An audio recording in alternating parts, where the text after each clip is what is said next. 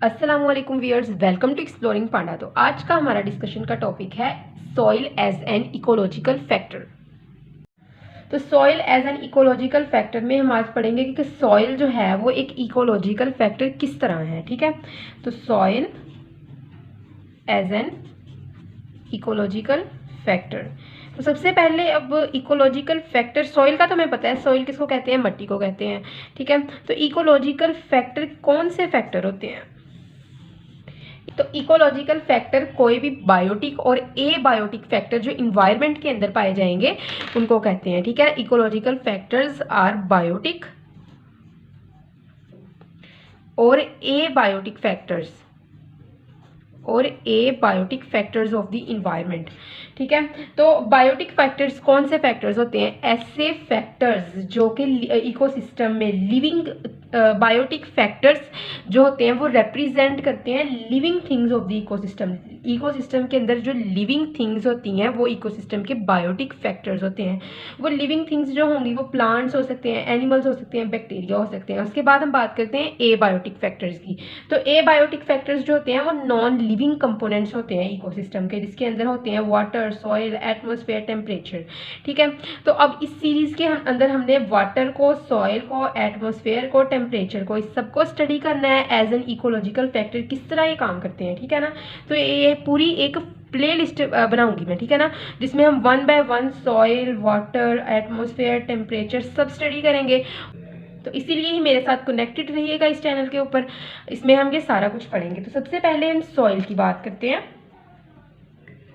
What is soil? Soil upper weathered layer होती है, upper weathered layer of earth crust. Upper weathered layer, upper weathered layer जो होती है earth crust की, उसको हम कहते हैं कि वो क्या है हमारे पास, वो है हमारे पास सॉइल। तो व्हाट इज वेदरिंग? अब एक वर्ड है वेदरिंग, इसका मतलब क्या है? वेदरिंग होती है कि किस तरह जो होते हैं रॉक और मिनरल्स जो कि पाए जाते हैं इसके अंदर, ये जो हमारे पास होते हैं पत्थर वगैरह होते हैं। ठीक है ना, तो इसके अंदर मौजूद जो होते हैं ये, तो वेदरिंग क्या होती है? वेदरिंग होती है रॉक और जो मिनरल्स पाए जाते हैं अर्थ के अंदर या अर्थ के बाहर, और मिनरल्स इनकी डिसइंटीग्रेशन हो जाना, इनका टूट जाना, इनका जो होता है वो कंपोनेंट्स के अंदर कन्वर्ट हो जाना, मतलब कि इनका चूरा चूरा हो जाना, इनका जो है वो छोटे छोटे जो हो पीसीस के अंदर कन्वर्ट हो जाना, फिजिकल मीन से, केमिकल मीन से, या फिर बायोलॉजिकल प्रोसेस से। तो weathering is the process by which weathering is the process of the disintegration of rocks, minerals by physical, chemical and the biological processes. ठीक है, तो इसको हम क्या कहते हैं? वेदरिंग का प्रोसेसेस। और अपर वेदर्ड लेयर अर्थ क्रस्ट की मतलब कि जमीन की जो ऊपर वाली लेयर है उसके ऊपर डिसइंटीग्रेशन होके जो सब्सटेंस बनता है उसको हम क्या कहते हैं? सॉइल। तो वेदरिंग एक प्रोसेस है जिसकी वजह से क्या होता है कि रॉक्स जो होती हैं ना, जो चट्टानें होती हैं वो अर्थ सरफेस के ऊपर वो टूट जाती हैं। ठीक है, weathering is the process of the breaking down of rocks. तो रॉक्स की ब्रेकिंग डाउन से जो सब्सटेंस बनता है वो क्या होता है? सॉइल। ठीक है, डाउन ऑफ रॉक्स, सॉरी। ठीक है, उसके बाद क्या बात है हमारे पास, कुछ यहाँ पे टर्म्स आती हैं, पेडोलॉजी, इडाफोलॉजी। तो इसको भी हमें जानना हमारे लिए काफ़ी ज़रूरी है कि what is pedology, what is edaphology. Pedology and edaphology, ये टर्म्स क्या है हमारे पास?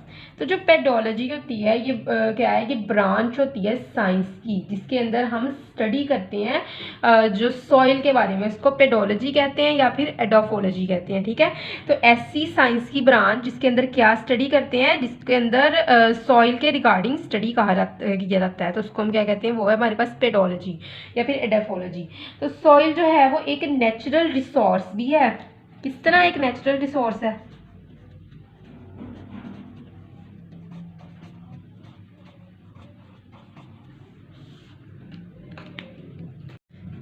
अच्छा, तो सॉइल जो है ना ये बेसिक नेचुरल रिसोर्स है किनके लिए? मैनकाइंड के लिए। Soil is a basic natural resource of the Mankind. तो अगर हम बात करें कि नेचुरल रिसोर्स है तो ये किन किन चीज़ों से मिलके बना होता है, तो ये मुख्तलिफ कंपोनेंट्स के साथ मिलके बना होता है, जिनके अंदर होते हैं कुछ solid minerals, organic matter, liquid, gases वगैरह, ये तमाम चीज़ें जो होती हैं ये सॉइल के अंदर पाई जाती हैं। ठीक है, तो ये सरफेस के ऊपर ना ये तमाम चीज़ें पाई जाएंगी। तो उसके बाद अगर हम सॉइल की फॉर्मेशन की बात करें कि हाउ सॉइल इज फॉर्म्ड, तो सॉइल किस तरह बनती है, सॉइल की फॉर्मेशन की बात करते हैं। सॉइल फॉर्मेशन,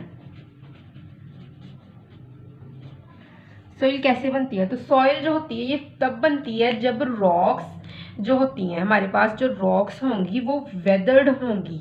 और वेदर्ड किस तरह होंगी, फिजिकल केमिकल प्रोसेसेस के जरिए रॉक्स की डिसइंटीग्रेशन होगी, रॉक्स टूटेंगी। ठीक है ना, तो रॉक्स ब्रेक डाउन, रॉक्स टूट जाएंगी। ठीक है, rocks weathered, rocks break down. Weathered जो वर्ड है ये इसीलिए यूज़ होता है, वेदर्ड वर्ड ये इसलिए यूज़ होता है कि रॉक्स टूटती हैं। किस तरह टूटती हैं, फिजिकल केमिकल प्रोसेसेस के जरिए रॉक्स जो होती हैं ये टूट जाती हैं और फिर डिपॉजिटेड होती हैं सरफेस के ऊपर। पहले रॉक्स टूटेंगी फिर डिपॉजिट होंगी बाय विंड और वाटर प्रोसेस। तो deposited by water and wind, by water and wind, water और विंड से ये डिस्पोजिट होती हैं। तो जो सॉइल है ये किस चीज़ की बेस है, soil is base of agricultural और फॉरेस्ट प्रोडक्शन, कि जो एग्रीकल्चर के अंदर प्रोडक्शन होती है या फिर जो जंगलात के अंदर, फॉरेस्ट के अंदर जो प्रोडक्शन होती है उसकी जो मेन बेस है वहाँ की सॉइल है। अगर वहाँ पे सॉइल अच्छी होगी तो प्रोडक्शन ज़्यादा होगी, अगर सॉइल कम होगी तो प्रोडक्शन भी कम होगी। ठीक है, तो अगर हम बात करें सॉइल जो है ये इंपॉर्टेंट कंपोनेंट किन किन के लिए है। ठीक है ना, तो सॉइल एक इंपॉर्टेंट कंपोनेंट है ह्यूमंस के लिए, ह्यूमन के इन्वायरमेंट के लिए और फिर टेरेस्ट्रियल इकोसिस्टम के लिए जो कंपोनेंट इंपॉर्टेंट है वो कौन सा है, वो है सॉइल। तो it is an important component for the human environment, human environment इंसानों के इन्वायरमेंट के लिए एंड टेरेस्ट्रियल इकोसिस्टम।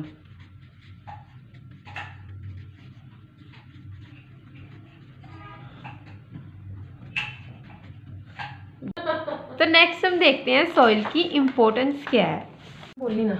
अच्छा, अब हम बात करते हैं इम्पोर्टेंस ऑफ सॉइल की। सॉइल की इम्पोर्टेंस क्या है,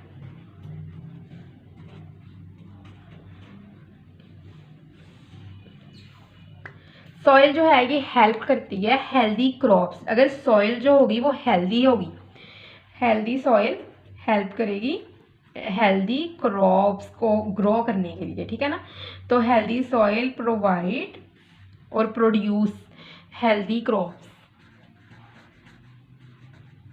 ठीक है, तो दूसरी बात है कि जो प्लांट जो होते हैं ना ये कहाँ से न्यूट्रिएंट्स लेते हैं, प्लांट सॉइल से न्यूट्रिएंट्स लेते हैं ऑब्वियसली।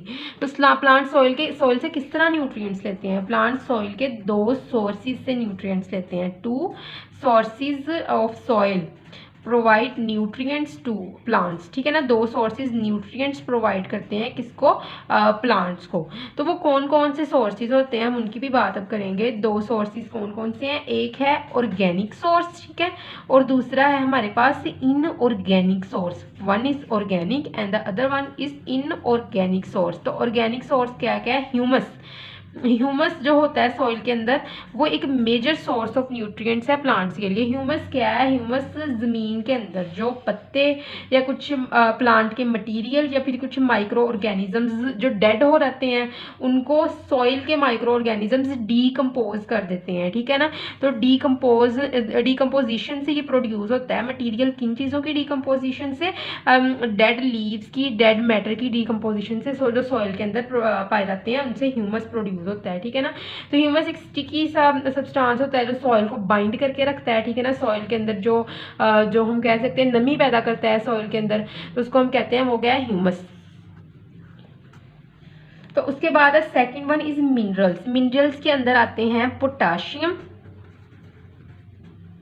फॉस्फोरस, नाइट्रोजन गैस,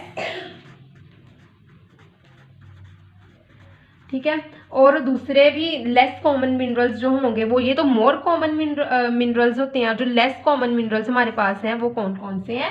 वो है हमारे पास कैल्शियम, मैग्नीशियम एंड सल्फर, ठीक है। तो ये लेस कॉमन, ये तीन जो है ये लेस कॉमन है, ये तीन जो है ये मोर कॉमन मिनरल्स है हमारे पास, क्योंकि 6 जो है ये सपोर्ट करते हैं प्लांट की ग्रोथ को, ठीक है।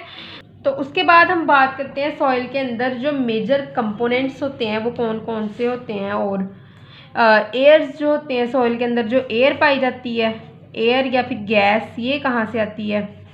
एयर और गैस किस तरह प्रोड्यूस होती है? ये सॉइल के अंदर मौजूद जो माइक्रो ऑर्गेनिजम्स होते हैं वो रेस्पिरेशन से गैस जो होती है वो रिलीज करते हैं, या फिर रिएक्शंस होती हैं, सर्टेन रिएक्शंस होते हैं जो रूट के अंदर, रिएक्शंस के ज़रिए, रिएक्शन इन रूट से एयर और गैस प्रोड्यूस होती है, ठीक है। या फिर जो होते हैं माइक्रोब्स, ठीक है, जो सॉइल के अंदर माइक्रोब्स है वो उनकी जो है वो रेस्पिरेशन के ज़रिए ये जो होता है वो प्रोड्यूस होता है।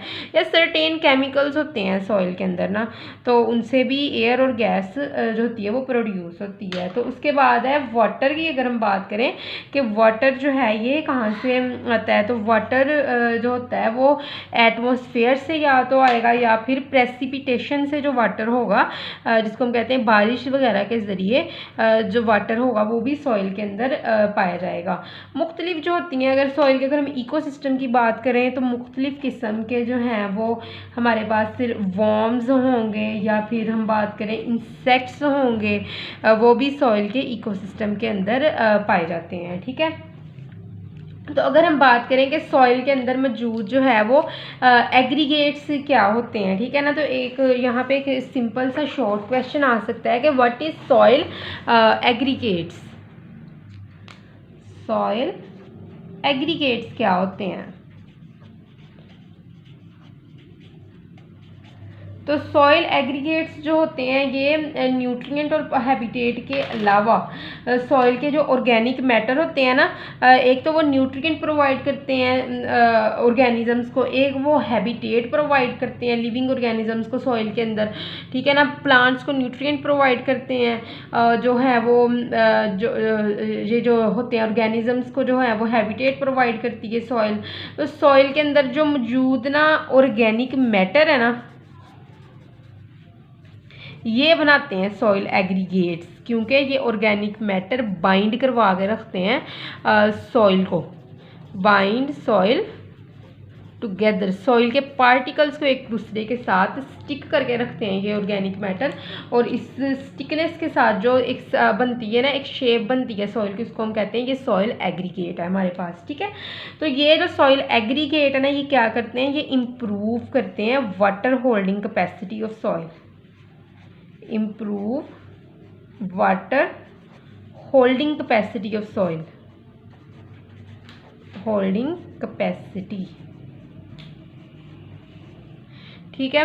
तो उसके बाद अगर हम बात करें कि सॉइल एग्रीगेट की स्टेबिलिटी क्या है, सॉइल एग्रीगेट की ये स्टेबिलिटी है कि ये बताते हैं कि किस तरह जो सॉइल के अंदर रेजिस्ट करते हैं जो है डिग्रेडेशन को, ठीक है ना। तो सॉइल एग्रीगेट जितना स्टेबल होगा जो होगी वो जो सॉइल होगी ना, ये इतनी ही बचेगी डिग्रेडेशन से, एक्सटर्नल फोर्सेस की डिग्रेडेशन से, जिसके अंदर वाटर अरेजन आ सकता है, drought condition, wind erosion, shrinking of soil या फिर स्वेलिंग ऑफ सॉइल प्रोसेस से सॉइल को ये सॉइल एग्रीगेट्स ही बचाते हैं, क्योंकि ये सॉइल को एक दूसरे के साथ बहुत ज़्यादा लिंक करके रखते हैं, ठीक है।